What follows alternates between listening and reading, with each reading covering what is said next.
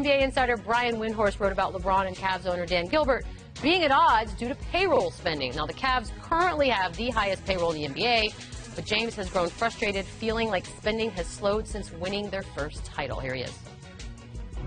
He's the owner of the team. I'm one of the players of the team, and I think all 14 guys have a working relationship with our owner. It's not about me and it's not about him, so it's a non-issue. We now welcome in NBA insider Brian Windhorst. Brian, what more can you tell us about the Cavs?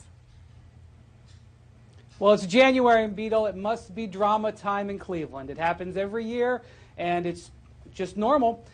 You heard what LeBron just said there, how he mentioned 14 players. That's the second time this week he's mentioned it. Why does he say 14? Because he thinks there should be 15. It's his little way of doing it. He's just not thrilled that the Cavs have not fully assembled the back end of this roster, and he's really not thrilled that the Cavs may be, in his mind, cutting corners on spending. Now, you could say to him, LeBron, Dan Gilbert's spending $130 million in payroll. What else do you want? And LeBron, if he was speaking honestly, I'm going to tell you what he would say.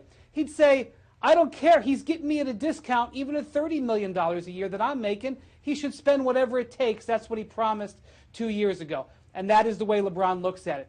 But also something else. I think LeBron wants to play with Carmelo Anthony. The trade talks that happened, that ended over the last weekend, are dead for now, but from what sources tell me, they could definitely restart. It's very difficult for the Knicks to execute a Melo trade. It's like threading a needle because of the no-trade clause, because of his trade kicker. Any trade with Cleveland, Carmelo would not only get to approve the deal, but approve who would be traded for. But I do think it's possible the Cavs could revisit this, especially if the Knicks get no traction elsewhere, and look for LeBron to be very interested if that happens. All right, Brian, don't go anywhere. We're going to come back to you in a second. Chauncey, talk to me. What is really going on in Cleveland? You know what? It's just that time of year. It's the dog days of the NBA season. Obviously, a lot going on. But to me, it's not about LeBron. It's not about them saying spend more money, spend more money. It's about what you spend it on. Right. Right? Like, I think that we know that they have a really bad bench. But there are guys out there looking for opportunity. This should be a more attractive situation. You look at the Clippers.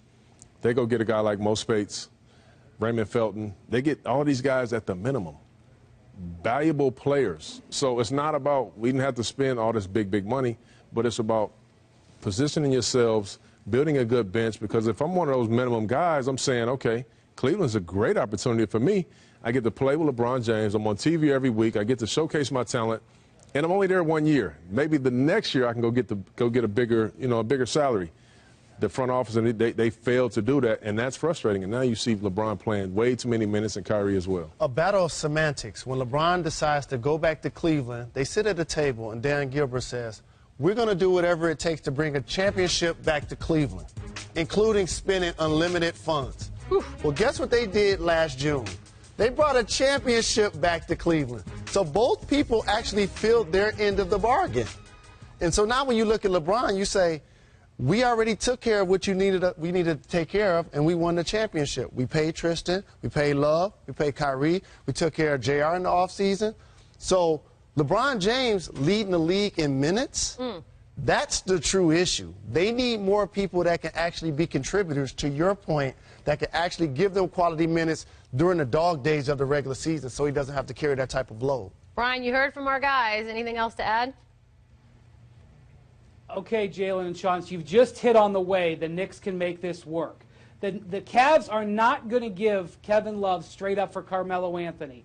But if they're willing to sweeten the pot and maybe include one of their young big men and maybe a future draft pick, something the Cavs could flip for something else and to help stock that bench, then I think the Cavs could start to get interested. Not that they want to trade Love, but you've mentioned they have a problem. They need some depth on that roster, and LeBron wants to play with Melo. Also, don't forget, Carmelo Anthony won a gold medal with LeBron and won a gold medal with Kyrie Irving. He's played with these guys before, but the Cavs are only going to get interested if the Knicks sweeten that offer, and that's one way to do it. Offered not only to trade them a star, but possibly support their bench as well.